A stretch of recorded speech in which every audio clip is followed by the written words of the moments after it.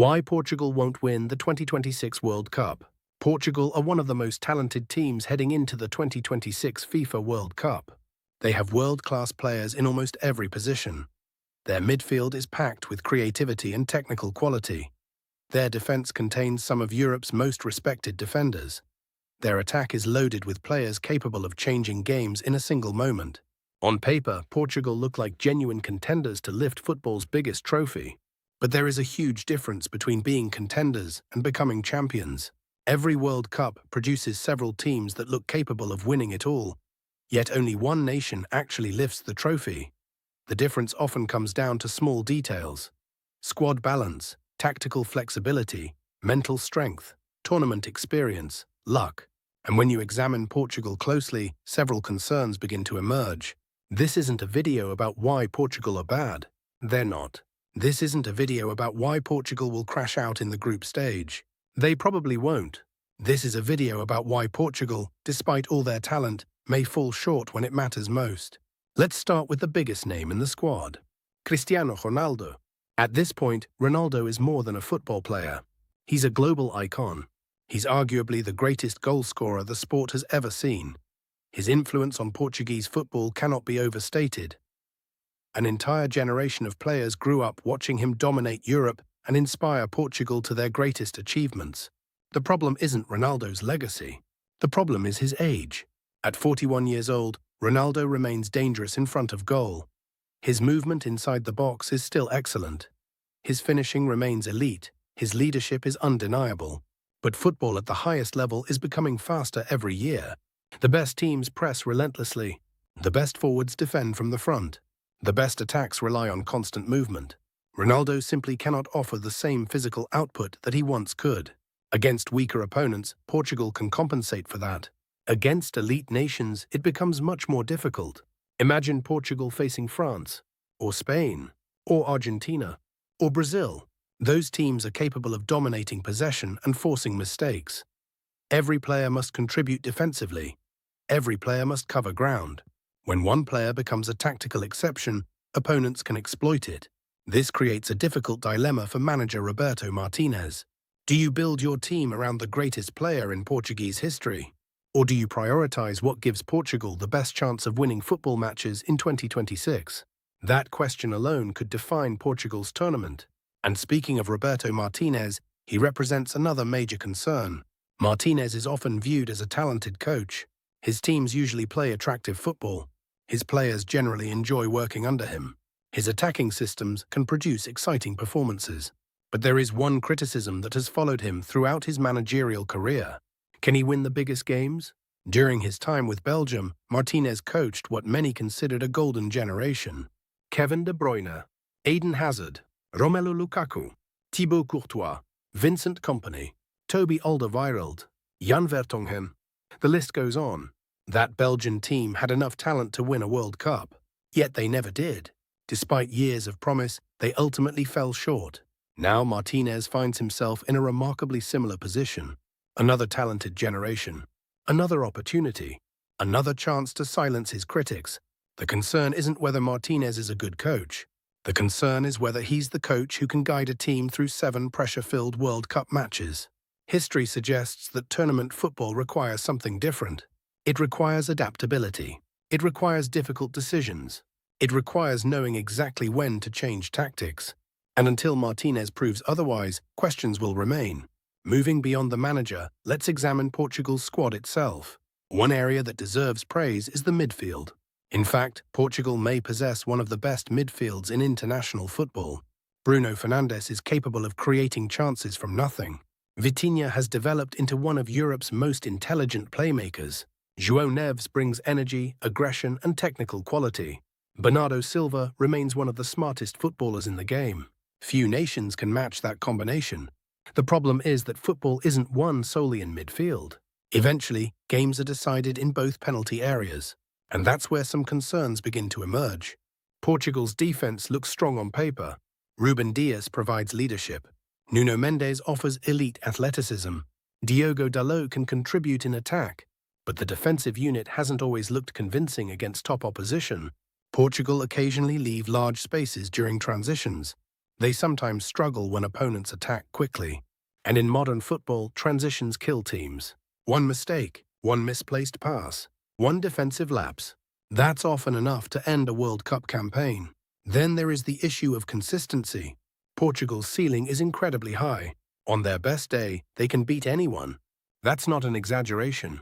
If Portugal play to their maximum level, they are capable of defeating every nation in this tournament. But how often do they actually reach that level? That's the key question. The difference between champions and contenders is consistency. Champions deliver elite performances repeatedly. Contenders deliver them occasionally. Portugal have shown both sides of their personality. Sometimes they look unstoppable. Other times they look vulnerable. That unpredictability makes them difficult to trust. Another factor working against Portugal is the quality of their competition. This isn't a tournament where one dominant team stands above everyone else. Several nations have legitimate ambitions. France possess extraordinary depth. Argentina continue to thrive under pressure. Spain have developed one of the most exciting young squads in world football. Brazil remain loaded with attacking talent. England continue searching for their first major trophy in decades. Germany appear to be rebuilding at the perfect time. Even teams outside the traditional favourites are capable of causing problems. The expanded World Cup format creates additional unpredictability.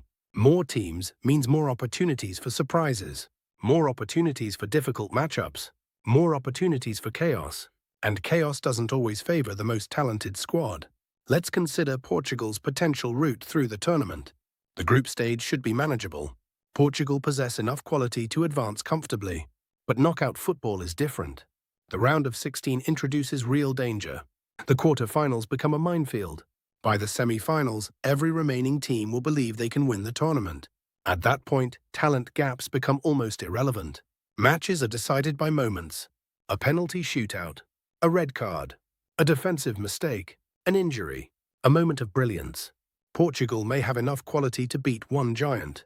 The challenge is beating multiple giants consecutively. That's what winning a World Cup requires. Historically, Portugal have struggled with this exact problem. Their greatest World Cup performance came in 1966. Led by Eusebio, they reached the semi-finals. For decades, that remained the benchmark.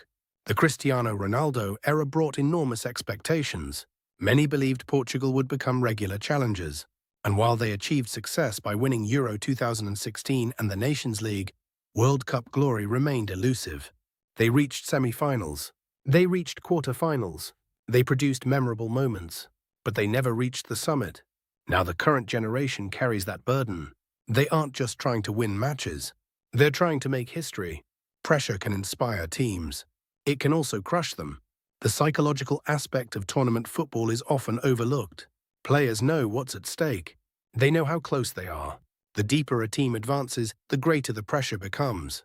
Portugal have experienced heartbreaking exits before. Those memories don't simply disappear. Every missed chance, every penalty shootout, every knockout defeat, those moments remain part of a nation's football identity.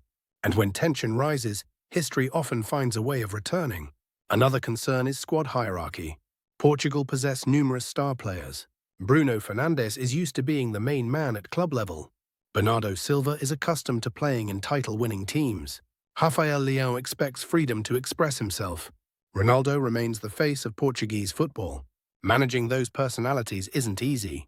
Successful international teams usually have clear structures. Everyone understands their role. Everyone understands their responsibilities. If uncertainty develops, problems quickly follow. This becomes particularly important during difficult moments.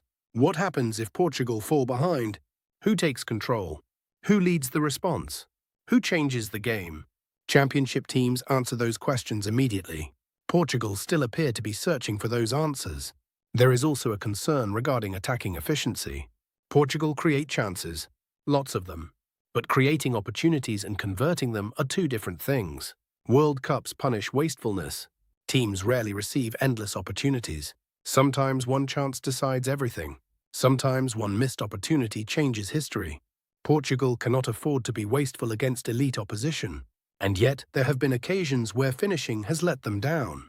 Against weaker opponents, missed chances are recoverable. Against the best teams in the world, they are fatal. Despite all these concerns, it's important to acknowledge the obvious. Portugal absolutely can win the World Cup. This isn't a prediction that they will fail. It's an explanation of why they might fail. There is a difference. The reality is that every contender has weaknesses. France have weaknesses. Spain have weaknesses. Brazil have weaknesses. Argentina have weaknesses. Portugal's weaknesses simply happen to be more difficult to ignore. An aging superstar, questions surrounding their manager, occasional defensive vulnerabilities, inconsistent performances, potentially brutal knockout opponents, and the enormous pressure of expectation. Individually, none of these issues are fatal. Collectively, they become significant. That's why Portugal enter the tournament in an unusual position. They are respected. They are feared. They are admired. But they are not universally trusted. Many fans believe they can go all the way. Many others believe something will go wrong. Perhaps both groups are correct. Perhaps Portugal will produce moments of brilliance before falling short. Perhaps they will finally overcome decades of frustration. That's the beauty of the World Cup. No one truly knows what will happen. Football has a habit of surprising us. But if Portugal fail to lift the trophy in 2026, don't be shocked. Because despite possessing one of the most talented squads in world football, the warning signs are there. The questions are there. The doubts are there.